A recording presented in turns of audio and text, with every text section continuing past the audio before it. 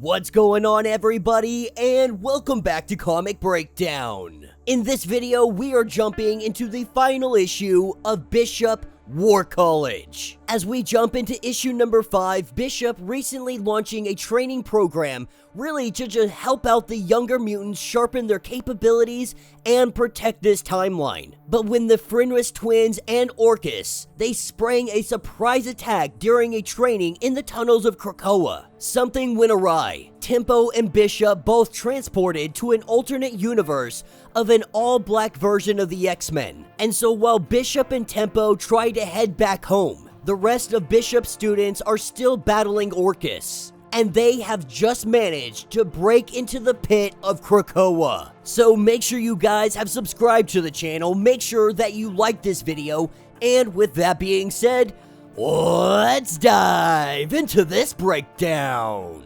Alright gang, so as we dive into this issue, we are picking up with Bishop and Tempo. Right now, Tempo is folding and twisting time over and over and over again, because we have Tempo's father who had just been killed by the Human Liberation Front, and now Tempo is making them relive this awful moment over and over. But Bishop is finally able to grab hold of Heather. He tells her that you gotta stop this, that you can't keep resetting time. I know that you want to fix this. I know that you want your father back.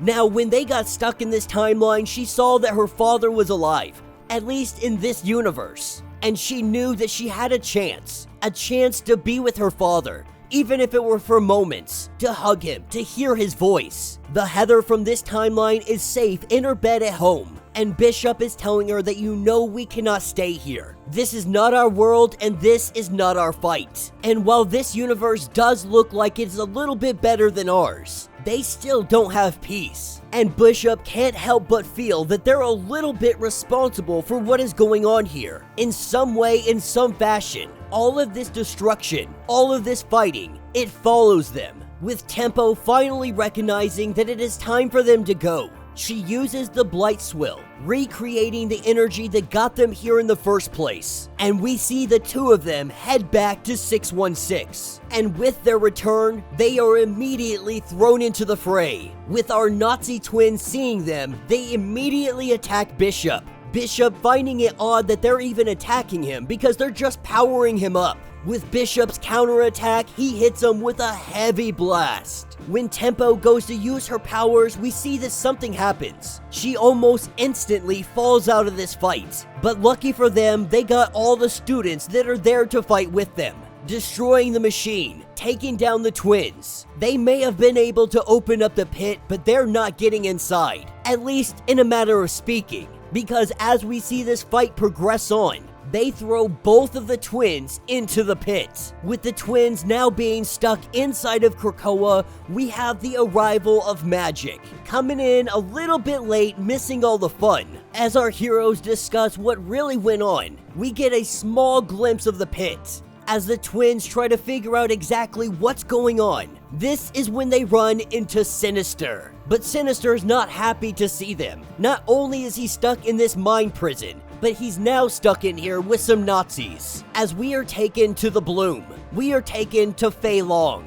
And right now, he's a little disappointed. They weren't able to do everything they wanted to with the pit. But that doesn't mean that they didn't gain any knowledge from this. They gained some valuable information. They now know who is in the pit and who is not in the pit. And with this information, this is going to give them some real power. More than that, if Sabretooth is on the loose, if he's no longer in the pit, that means that there is a mutant out there that is probably murdering people. This will only help Orchis. It helps with their propaganda campaign. The worse they can make mutants look, the better. As we pick up a little bit later that evening, we are picking up with Tempo and Bishop.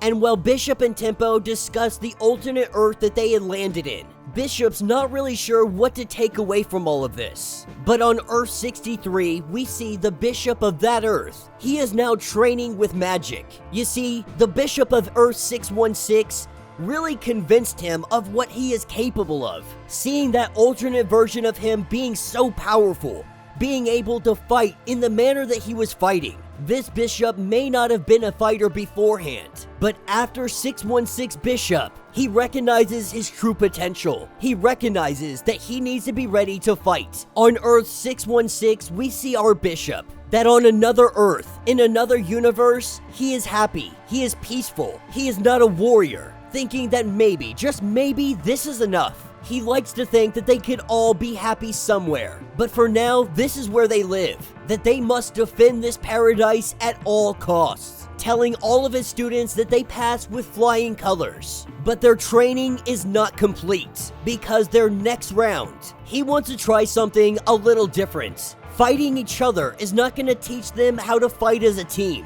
so from now on, they are to spar against Bishop. As Bishop powers up, he gets ready to take on the kids. And that will be the end of this issue. Bishop will be returning in Children of the Vault, which I am very excited for. You guys know how much I love the Children of the Vault, and we knew that that was going to come back around. We cannot just leave the Children of the Vault. Orchis can't leave the Children of the Vault. Now, mutant kind, they truly understand the threat that they pose. Orchis, on the other hand, they may just see them as a weapon, something to deploy, thinking that maybe after they've taken out the mutants, maybe we can deal with the children ourselves. But mutant kind knows that if they are let loose, if the Children of the Vault finally are free of this prison, that they could absolutely decimate everything. We have seen this play out already. We have seen it play out through the simulations. But that's a problem for another day, because today was a good day. Our heroes were able to come out victorious. They were able to stop Orchis from truly getting to the pit, with the twins now down there with Sinister. Unfortunately, Orchis was also able to pull a win out of this. They now know who is not and who is in the pit. And with Sabretooth out there, they don't know the full extent of what Sabretooth and the Exiles have been up to, but we do. Sabretooth with his variants. It appears that they have been making their way towards Krakoa. They have been making their way towards Wolverine. And while Wolverine may be the main target of Sabretooth, he is not the only target, because Sabretooth is coming to bring mutant kind down to its knees. We have seen time and time again the odds stacked against mutant kind, and with the fall just on the horizon, the stakes have never been higher. The Quiet Council being splintered, Orchis amassing power, pushing propaganda. And while the odds definitely look stacked against the mutants, they still have some secret weapons in their arsenal, and the fight for survival has never been greater. So let me know your thoughts, let me know your theories. If you would like to get completely caught up on everything going on with this series, be sure to check out the link in my description as well as the top of this video. It will get you completely caught up on everything going on with this series. If you would like to support the channel, you can always do so by joining the channel membership. Much like Patreon, having multiple different tiers, from $1 to $50, from loyalty badges to comics every single month. Not only are you helping out the channel tremendously, you are getting tons of perks in the process. If you are unable to do this, do me a favor, subscribe to the channel, like this video, hit that notification bell, and with that being said, until the next breakdown.